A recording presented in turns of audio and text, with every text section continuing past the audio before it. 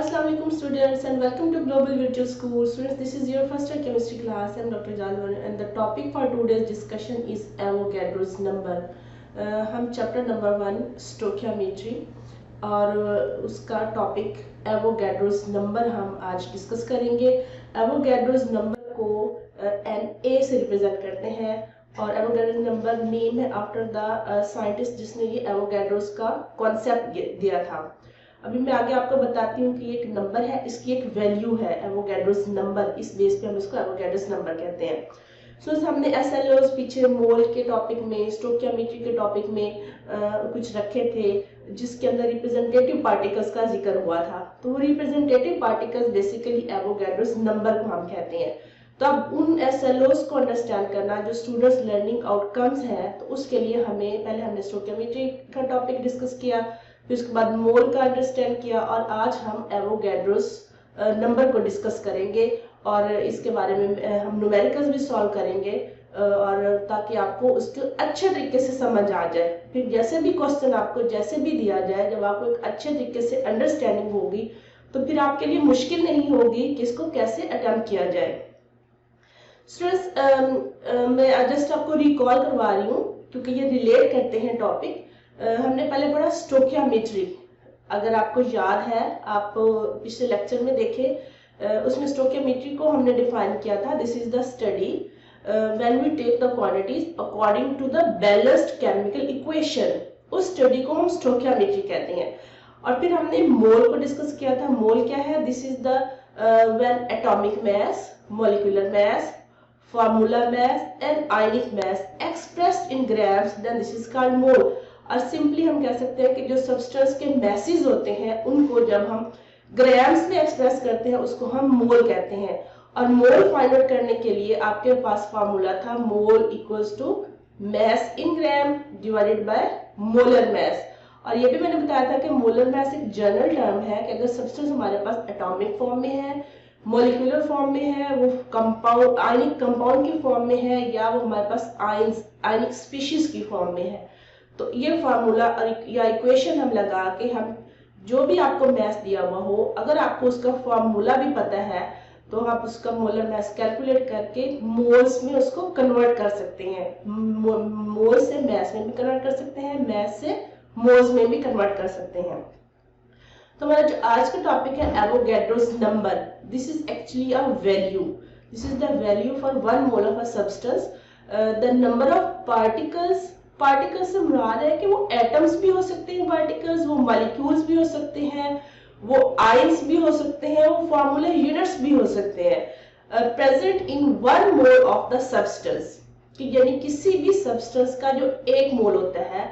हमने पीछे इसको किया था कि 1 मोल किसके बराबर होता है? जब हम किसी सब्सटेंस का मैस हम लाइक कार्बन अगर हम लेते हैं, कार्बन का जो एटॉमिक मैस होता है वो 12 ग्राम पर मोल होता है। अगर हम लैब में जाके 12 ग्राम्स ही कार्बन लेते हैं, 12 divided by 12 that is equal to 1 मोल।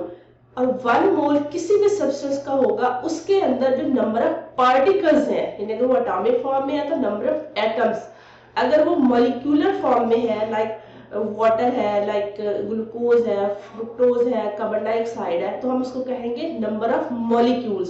तो 1 मोल के अंदर जो एवोगैड्रोस नंबर होता है वो 6.02 10⁻23 नंबर ऑफ पार्टिकल्स होते हैं। यानी इसकी जो न्यूमेरिकल वैल्यू है ये आपने याद करनी है, that is 6.023 10⁻23 number of atoms या नंबर ऑफ मॉलिक्यूल्स या नंबर ऑफ आयंस या number of formula units in 1 mole of substance. अगर मोल डबल होंगे तो एवोगैड्रोस भी डबल हो जाएंगे, अगर मोल्स हाफ होंगे तो एवोगैड्रोस भी हाफ हो जाएगा। अकॉर्डिंगली जितने भी मोल होंगे, जब वो एवोगैड्रोस नंबर से मल्टीप्लाई हो जाएगा तो वो नंबर ऑफ पार्टिकल्स उसके फाइंड आउट हो जाएंगे। इसके अलावा 1 mole of any ideal gas at standard temperature and pressure it occupies a volume of 22.414 decimetre cube. कि अगर हमारे पास आइडियल गैस है और स्टैंडर्ड टेम्परेचर और प्रेशर पे जो वॉल्यूम वो ऑक्युपाई करती है वो होता है 22.414 डेसीमीटर क्यूब। ये मोलर वॉल्यूम होता है, और इस मोलर वॉल्यूम के अंदर जो नंबर ऑफ पार्टिकल्स होते हैं वो भी एवोगैड्रोस नंबर होता है, यानी 6.023 10 रेज पर 23 number of that particular gas उसके अंदर मॉलिक्यूल्स होंगे। और स्टैंडर्ड कंडीशंस क्या है students? Standard temperature that is 273 kelvin, इसको अगर आप सेल्सियस में कन्वर्ट करें तो 0 सेल्सियस, जिसको हम 0 डिग्री सेंटीग्रेड कहते हैं, और केल्विन में 273 केल्विन, और उसका जो स्टैंडर्ड प्रेशर है दैट इज 1 एटमॉस्फेयर। तो कोई भी आइडियल गैस एक यानी 1 एटमॉस्फेयर प्रेशर 273 केल्विन टेम्परेचर पे जो वॉल्यूम ऑक्यूपाई करती है वो है 22.414 डेसीमीटर क्यूब। और इस वॉल्यूम के अंदर मैक्सिमम कितने नंबर ऑफ पार्टिकल्स आते हैं? That is Avogadro's number, means के 6.023 10 रेज पर 23 नंबर ऑफ पार्टिकल्स। इसके बाद रिलेशन क्या है? रिलेशनशिप मैस को मोल्स और मोल्स को एवोगैड्रोस नंबर में कैसे कन्वर्ट कर सकते हैं? बहुत आसान है, मैंने अभी आपको बताया। अब यहाँ पे हम डिफरेंट एग्जांपल्स के साथ मैं आपको बताऊंगी। फॉर एग्जांपल हमारे पास ऑक्सीजन है, ऑक्सीजन एटम्स की बात, तो 16 ग्राम जब आप ऑक्सीजन एटम्स लेते हैं, यही एग्जांपल मैंने प्रीवियस लेक्चर में भी मोल वाले टॉपिक में भी ये कोट की थी। That is equal to 1 mole, and 1 mole of any substance equals to Avogadro's number, that is 6.023 10 raised by 23 number of atoms of oxygen। अगर हमारे पास ऑक्सीजन मॉलिक्यूल है यानी O2 भी फॉर्म में सब्सटेंस है, then you take 32 gram of oxygen molecules equals to 1 mole of oxygen and it contains 6.02 10 raised by 23 molecules। पहले atoms की है बात क्योंकि वो एटॉमिक फॉर्म में, अब किसकी बात है? वो क्योंकि मॉलिक्यूलर फॉर्म में हम उसको कहेंगे नंबर ऑफ मॉलिक्यूल्स। इसी तरह से हमारे पास वाटर की एग्जांपल लेते हैं, H2O। अगर आपके पास 18 ग्राम H2 है, वाटर है, दैट इज इक्वल टू 1 मोल। ये भी एग्जांपल मैंने कोट की थी पिछले लेक्चर में। तो इसके अंदर नंबर ऑफ पार्टिकल्स यानी नंबर ऑफ मॉलिक्यूल्स कितने होंगे? दैट विल बी 6.023 10 रेज़ पर 23। इस तरह से अगर आपके पास लाइक आयंस की फॉर्म में आयनिक स्पीशीज है, हाइड्रोक्सिल आयन, ये भी हमने पिछले लेक्चर में ऐसे एग्जांपल देखी थी। ये मैंने वही एग्जांपल इसलिए कोट की हैं ताकि आप उनको रिलेट कर सके, लिंक कर सके, आपको अच्छे तरीके से उसकी अंडरस्टैंडिंग हो सके। Hydroxyl ion OH that is 17 gram के अगर आप हाइड्रोक्सिल आयन 17 ग्राम है, that will be equal to 1 mole, and 1 mole of hydroxyl ion contains number of ions how many? Avogadro's number. Similarly now we have the ionic compound sodium chloride। So 58.5 gram of sodium chloride, this is equal to 1 mole, and 1 mole of this sodium chloride contains number of formula units how many? Avogadro's number 6.023 10 raised by 23 formula units of sodium chloride। यहाँ पे एक important चीज ये है, इसी relation को discuss करते हुए जब बात आती है आयनिक कंपाउंड की, लाइक सोडियम क्लोराइड की, तो जब उसके लिए जो नंबर ऑफ पार्टिकल्स है या नंबर ऑफ एवोगैड्रोस नंबर जो है वो एक उसकी एक्सप्लेनेशन लिटिल बिट डिफरेंट है। कैसे? देखिए, जब सोडियम क्लोराइड टेबल साल्ट हमारे पास सॉलिड फॉर्म में होता है तो हम कहते हैं कि 1 मोल के अंदर जो सोडियम क्लोराइड एक यूनिट है वो 6.02 10 रेज़ पर 23 फार्मूला यूनिट्स के बराबर है। But when we dissolve this sodium chloride into water, it splits into its ions like positive ions and negative ions। For example, देखिए, अगर आपके पास 58.5 ग्राम है sodium chloride, that is equal to 1 mole and that contains 6.02 10 raised by 23। अभी जब आप इसको water में dissolve करते हैं तो वो किस में कन्वर्ट होता है? सोडियम आयन और क्लोराइड आयन में। अब फार्मूला यूनिट यानी NaCl तो 6.02 10 raised by 23 था, लेकिन वो स्प्लिट होके सोडियम आयंस और क्लोराइड आयंस में कन्वर्ट हो गया। तो number of particles sodium ions के अलग से काउंट होंगे, क्लोराइड आयंस के अलग से काउंट होंगे। तो जब इसको डिसॉल्व करते हैं तो नंबर ऑफ पार्टिकल्स क्या हो जाते हैं? वो डिफरेंट हो जाते हैं। यहाँ पे ये मैंने आपके सामने ये एग्जांपल रखी है, ये सोडियम क्लोराइड है। ये देखिए 6.02 बनते हैं सोडियम क्लोराइड अगर आप 58.5, बट जब इसको वाटर में डिसॉल्व किया तो ये आयंस में कन्वर्ट हो गए। ये हाफ सोडियम आयन पॉजिटिव, तो सोडियम आयंस जो है वो कितने? 6.02 10 रेज़ पर 23, और क्लोराइड आयंस भी 6.02 10 रेज़ पर 23 है। तो अब उससे नंबर ऑफ पार्टिकल्स क्या हो गया, वो डबल हो गया, क्योंकि वो अपने आयंस में कन्वर्ट हो गया। तो कोई भी आयनिक कंपाउंड जब उसको वाटर में डिसॉल्व करते हैं, जितने भी उसके नंबर ऑफ आयंस बनेंगे उतने टाइम उसका एवोगाड्रोस नंबर बढ़ जाएगा। एग्जाम्पल मैं आपको देती हूँ, आपके पास है मैग्नीशियम क्लोराइड MgCl2, ये एक आयनिक कंपाउंड है। जब इसको वाटर में डिसॉल्व करेंगे तो नंबर ऑफ पार्टिकल्स कितने होंगे, ये अब आप इक्वेशन लिखेंगे और इक्वेशन लिखने के बाद आपको इक्वेशन से पता चलेगा कितने हमारे पास पॉजिटिव आयंस है, कितने हमारे पास नेगेटिव आयन है। मैग्नीशियम क्लोराइड को जब वाटर में डिसॉल्व करते हैं तो एक मैग्नीशियम आयन Mg+2 यानी इसका चार्ज जो +2 और 2 Cl नेगेटिव 2 क्लोराइड आयंस बनते हैं, तो नंबर ऑफ पार्टिकल्स क्या हो जाएंगे 3 × 10⁻⁴ एवोगाड्रोस नंबर। ये इक्वेशन मैंने आपकी आसानी के लिए यहाँ पे लिख दी है। तो अब आप इसके नंबर ऑफ एवोगाड्रोस लिख सकते हैं, नंबर ऑफ पार्टिकल्स। तो हर आयनिक कंपाउंड के नंबर ऑफ पार्टिकल्स जब वो वाटर में डिसॉल्व होगा, जब वो आयंस में स्प्लिट होगा, तो उसके अकॉर्डिंग कितने आयंस बनते हैं, तो उसके नंबर ऑफ पार्टिकल्स भी उसके अकॉर्डिंग चेंज हो जाएंगे।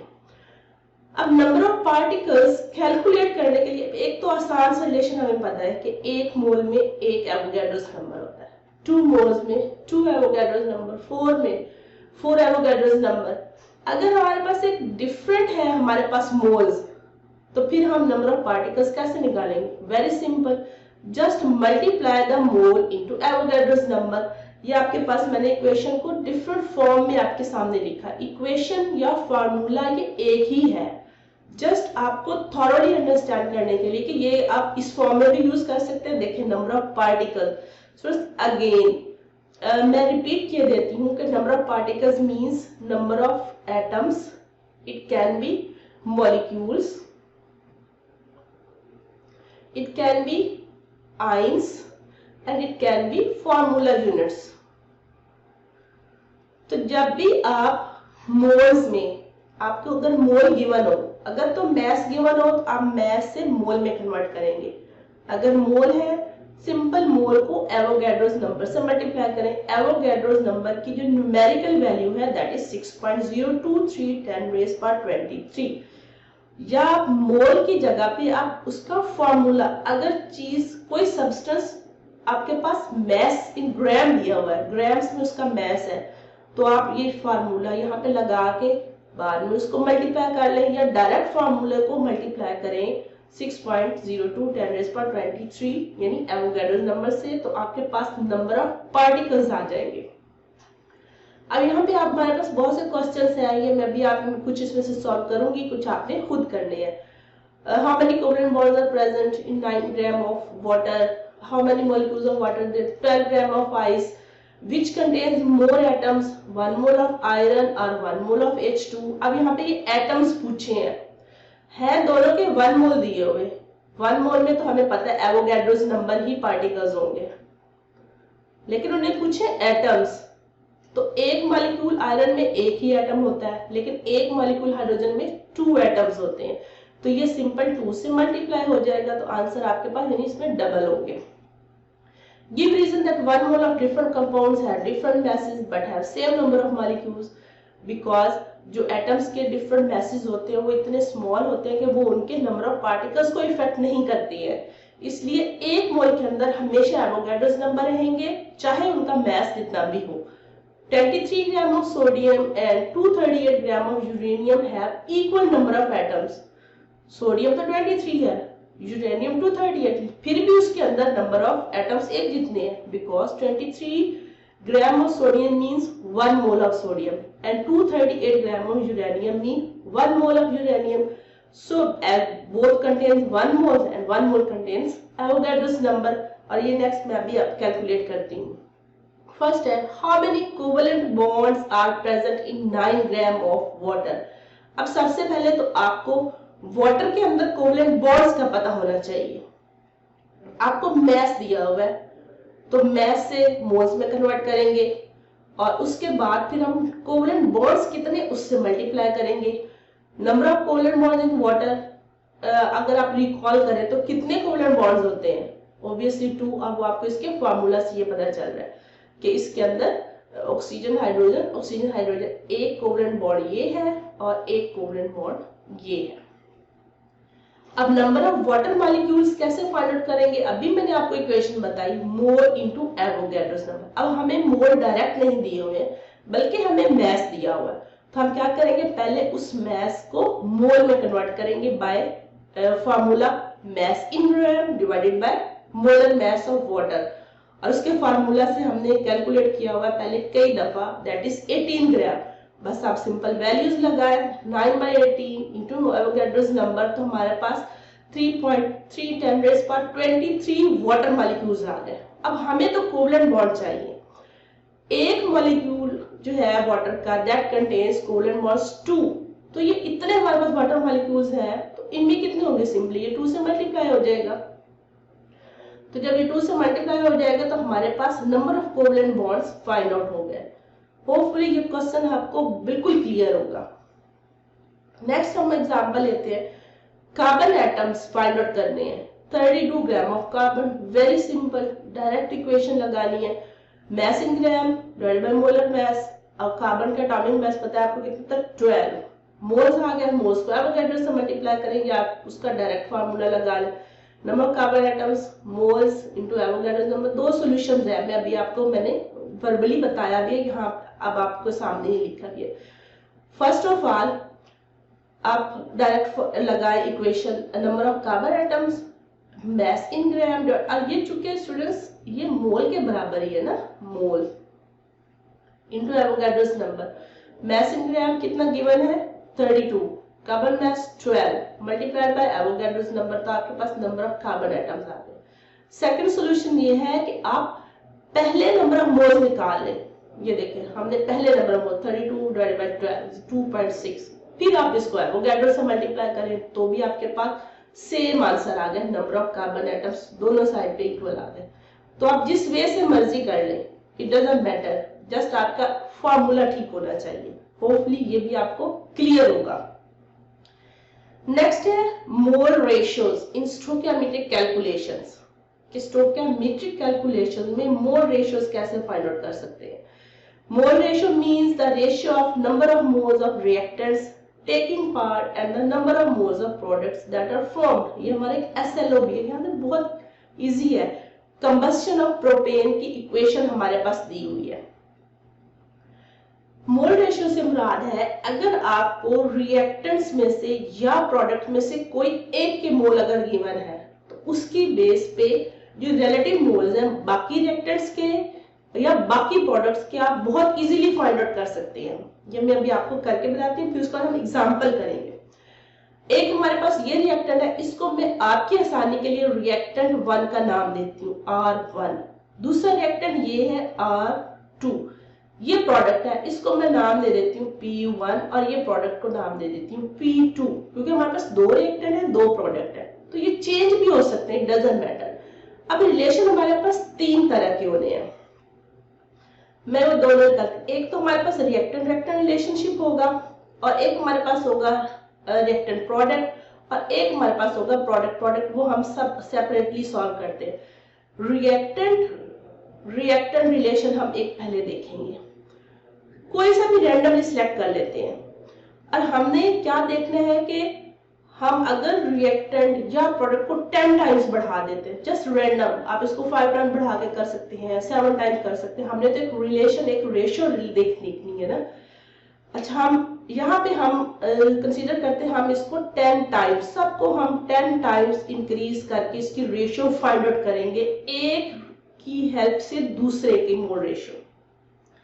तो फर्स्ट ऑफ ऑल आप सबसे पहले हम लिखेंगे फ्रॉम इक्वेशन, जो आपके पास बैलेंस्ड केमिकल इक्वेशन है। कौन सी इक्वेशन? जो बैलेंस्ड केमिकल है। हम रिएक्टेंट और रिएक्टेंट का रिलेशन देख रहे हैं। अब हमारे पास 2 रिएक्टेंट है, R1 रेशियो R1। इक्वेशन हमें बता रही है बैलेंस्ड इक्वेशन कि इसका 1 मोल है, ये 5 है, ये 3 है और ये 4 है। अब हम एक रिएक्टेंट को 10 टाइम्स बढ़ा देते हैं तो दूसरे रिएक्टेंट के मोल्स कितने आ जाएंगे? चलिए, इक्वेशन बता रही है कि जब R1 1 मोल है तो उस वक्त R2 जो है हमारे पास वो है 5 मोल्स। 1 है तो वो 5 है, अगर हम इसको 10 टाइम्स बढ़ा देते हैं तो वो कितने हो जाएंगे 5 इंटू 10, तो ये हमारे पास आंसर क्या आएगा 50। ठीक है, हमारे पास कितना आ गया आंसर 50। ये हमने किसका रिलेशन निकाला, रिएक्टेंट और रिएक्टेंट का। क्लियर हो गया कि इक्वेशन बता रही है कि जब R1 ये 1 है, इक्वेशन बैलेंस, तब ये 5 थे, जब ये 10 होंगे तो ऑब्वियसली ये क्या हो जाएगा 50 हो जाएगा, क्योंकि इससे 5 टाइम्स ज्यादा है। अच्छा, अब उसके बाद हम अब रिलेशन देखेंगे रिएक्टेंट का और प्रोडक्ट का। कोई रैंडम हम रिएक्टेंट ले लेते हैं, लेट्स सपोज R2 मैं ले लेती हूँ, इसका रिलेशन किसी प्रोडक्ट मैं P1 से ले लेती हूँ, आप P2 के साथ भी निकाल सकते हैं। जस्ट मैं एक एग्जांपल के तौर पे आपको कर रही हूँ। इक्वेशन बता रही है बैलेंस्ड केमिकल इक्वेशन कि जब रिएक्टेंट 2 के 5 मोल्स है उस वक्त प्रोडक्ट 1 के 3 मोल्स है। जब इसका 1 होगा, इसका कितना होगा 3/5। अगर हम इसको 10 टाइम्स इंक्रीज कर देते हैं, 10 टाइम्स, मैंने सबके लिए 10 टाइम्स रखा है, तो ये कितना होगा 3/5 इंटू 10, 5 इससे मल्टीप्लाई, तो हमारे पास क्या आ जाएगा आंसर 6। कि जब हम इसको 10 कर देंगे तो तब ये क्या हो जाएगा 6 हो जाएगा। ठीक है, इसी तरह से अब हम प्रोडक्ट का रिलेशन देख लेते हैं, प्रोडक्ट और प्रोडक्ट का। तो हम हमारे पास है ही P1 और P2 दो प्रोडक्ट है, अगर ज्यादा है तो आप किसी और के साथ भी देख सकते हैं। इक्वेशन हमें क्या बता रही है, from equation balanced chemical equation, जब प्रोडक्ट P1 3 है उस वक्त P2 हमारे पास 4 है, जब ये 1 होगा तो उस वक्त ये कितना हो जाएगा 4/3। अगर इसको हम 10 टाइम्स बढ़ा दें, 3 की बजाय हम उसको 10 कर दें, 10 टाइम्स नहीं करना चाहिए कि 3 की बजाय हम उसको 10 मोल्स अगर हम ले लें तो ये कितना होगा 4/3 इंटू 10, 10 40 डिवाइडेड बाय 3, तो आपके पास यहाँ पे आंसर आएगा 40 डिवाइडेड बाय 3 इट्स 13.3 आंसर आपके पास आ जाएगा। तो यहां से आपने देख लिया कि हमें किसी एक रिएक्टेंट का पता हो तो हम बाकी रिएक्टेंट या प्रोडक्ट का निकाल सकते हैं, हमें प्रोडक्ट का पता हो तो हम रिएक्टेंट का निकाल सकते हैं with the help of balanced chemical equation. तो ये कहलाती है कि मोल रेशियो। अब हम इसको एक एग्जांपल पे हम इसको अप्लाई करेंगे और उस एग्जांपल पे अप्लाई करके हम देखेंगे कि हम कैसे अननोन प्रोडक्ट का या रिएक्टेंट का हम उसके मोल्स फाइंड आउट कर सकते हैं, उसके मैथ से भी और सिंपल मोल से भी। होपफुली ये आपको क्लियर है। एग्जांपल नंबर 1.1 है, methanol burns according to the following equation. ये इक्वेशन होनी चाहिए, मैं आपको बार बार बता रही हूँ कि इक्वेशन आपको पता होनी चाहिए और वो भी बैलेंस्ड केमिकल इक्वेशन, उसके बगैर आप काम नहीं कर सकते। If 3.5 moles of methanol are burned in oxygen, अब यानी हमें मेथनॉल के जो मोल्स दिए हुए हैं CH3OH, ये है 3.50 मोल्स। कि अगर हमारे पास 3.50 मोल्स हो, how many moles of oxygen are used, कि ऑक्सीजन के कितने यूज्ड होंगे मोल्स, इसके अलावा how many moles of water are produced, H2O के कितने प्रोड्यूस होंगे। बहुत इजी, अभी हमने पीछे तो ये रिलेशन देखा है, तो हम पहले इसकी हेल्प से ऑक्सीजन के मोल्स फाइंड आउट करेंगे। तो आप हम यहाँ पे लिखेंगे, जिसको फाइंड आउट करना है वो हम इस साइड पे लिखेंगे और जिसकी हेल्प से करना है वो हम इस साइड पे लिखेंगे। और सबसे पहले क्या, from balanced chemical equation, B stand for balanced chemical equation. Equation बताती है ये 2 मोल्स जब इसके होते हैं उस वक्त ऑक्सीजन के 3 कंज्यूम होते हैं। अगर इसका 1 कंज्यूम होगा तो इसका कितना होगा 3/2। अगर मेथनॉल इन प्रैक्टिकल 3.50 है तो फिर कितने इसके कंज्यूम होंगे, इसके साथ मल्टीप्लाई कर देंगे 3.50 moles of methanol, it give 3/2 into 3.50। अब जब हम इसको सॉल्व करेंगे 3.50 को 3 से मल्टीप्लाई करते हैं और उसको जब हम इसको सॉल्व करते हैं 3.50 को 3 से मल्टीप्लाई करते हैं और डिवाइड करते हैं 2 पे, तो हमारे पास जवाब आता है 5.25 मोल्स ऑफ ऑक्सीजन कंज्यूम होते हैं। कि जब मेथनॉल के 3.50 कंज्यूम होंगे उस वक्त ऑक्सीजन के 5.25 मोल्स कंज्यूम होंगे। अब इसी तरह से हम फाइंड आउट कर सकते हैं वाटर की formation with the help of reactant. अब स्टूडेंट्स यहाँ पे बड़ा इंटरेस्टिंग चीज ये है कि आपने H2O को फाइंड आउट करना है विद द हेल्प ऑफ, हम एक तो मेथनॉल के मोल्स हमें पता चल गया है, उसकी हेल्प से फाइंड आउट कर सकते हैं। इवन अब आपको ऑक्सीजन के मोल्स पता चल गए हैं 5.25, आप इसकी हेल्प से भी निकाल सकते हैं, दोनों का आंसर सेम आएगा। इक्वेशन हमें बैलेंस्ड केमिकल इक्वेशन, ये EQ में जब लिखते हो इट मींस के from balanced chemical equation. Methanol के जब 2 मोल्स कंज्यूम होते हैं उस वक्त वाटर के कितने फॉर्मेशन होती है 4। जब इसका 1 कंज्यूम होगा इसका 4/2 यानी 2 बच जाएगा यहाँ पे जब आप इसको कैंसिल करेंगे। और मेथनॉल के जब 3.50 कंज्यूम होंगे तो इस वाटर के कितने फॉर्मेशन होंगे 4/2 मल्टीप्लाइड बाय 3.50। तो जब आप इसको कैंसिल करते हैं तो हमारे पास ये आंसर आता है 7 मोल्स। किसके? ये 7 मोल्स ऑफ H2O। अभी मैं आपको बता रही थी कि यही वाले आप वाटर के मॉलिक्यूल इसकी हेल्प से भी फाइंड आउट कर सकते हैं। यहाँ पे मैं आपके सामने रखती हूँ कैसे, ऑक्सीजन और इधर वाटर। इक्वेशन हमें बैलेंस्ड केमिकल इक्वेशन बता रही है कि ऑक्सीजन के जब 3 मोल्स कंज्यूम होते हैं तो वाटर के उस वक्त 4 फॉर्मेशन होती है, जब इसका 1 मोल कंज्यूम होता है तो 4/3। ऑक्सीजन के अगर 5.25 ये हमने पहले कैलकुलेट कर लिए ना, तो उस वक्त इसके कितने होंगे 4/3 मल्टीप्लाइड बाय 5.25। तो ये अब हमारे पास इसका भी आंसर 7 मोल्स आएंगे। किसके? 7 मोल्स ऑफ H2O। तो ये बहुत इजी है कि आप एक रिएक्टेंट की हेल्प से दूसरे रिएक्टेंट के, एक रिएक्टेंट की हेल्प से प्रोडक्ट की हेल्प से प्रोडक्ट के, अगर you have given the balance chemical equation तो आप उनकी मोल रेशियोज फाइंड आउट कर सकते हैं। होपफुली ये अब आपको क्लियर होगा। अब हमारे पास एग्जांपल है, एग्जांपल 1.2, ये भी आपके अंडरस्टैंडिंग के लिए कि iron can be produce from iron ore Fe2O3 by reacting the ore with carbon monoxide. Carbon dioxide is produced, carbon dioxide means के प्रोडक्ट है, कार्बन मोनोऑक्साइड हमारे पास रिएक्टेंट है। In this reaction as a byproduct what mass of iron can be form, इसका मतलब है कि iron भी बन रही है from 425 grams of iron ore. So recall करें, मैंने आपको कहा था कि बैलेंस्ड केमिकल इक्वेशन होना जरूरी है, आपको पता होना चाहिए। तो इक्वेशन हमारे पास क्या आएगी कि आयरन ओर उसकी बर्निंग होगी, कार्बन मोनोऑक्साइड के साथ उसका रिएक्शन होगा, आयरन बनेगा और कार्बन डाइऑक्साइड बनेगा। अब हमारे पास जो उन्होंने चीजें जो दी हुई हैं और जो पूछी हुई हैं कि हमारे पास आयरन ओर का मैस दिया हुआ है, यानी इसका मैस, ठीक है, मैस दिया हुआ है, और हमारे से पूछा हुआ है मैस ऑफ आयरन, आयरन का मैस पूछा हुआ है आपसे। अब हमने तो पीछे मोल रेशियो की, अब हम मैस कैसे फाइंड आउट करें?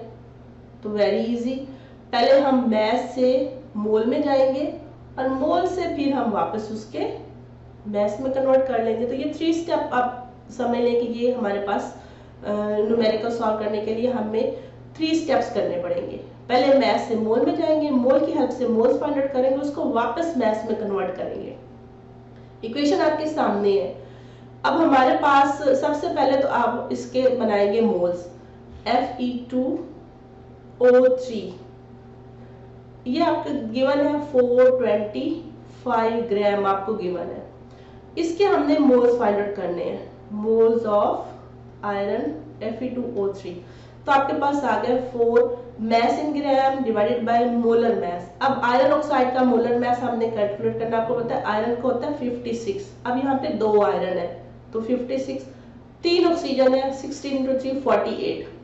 तो जब आप इसको ऐड करते हैं तो हमारे पास 160 ग्राम आता है। तो जब आप इसको 160 पे डिवाइड करेंगे यानी 425 डिवाइडेड बाय 160, तो आपके पास ये आ जाएंगे इसके, जब आप इसको डिवाइड करेंगे आपके पास 2.65 मोल्स आ जाएंगे। किसके? आयरन ऑक्साइड के, Fe2O3। एक तो स्टेप ये हो गया।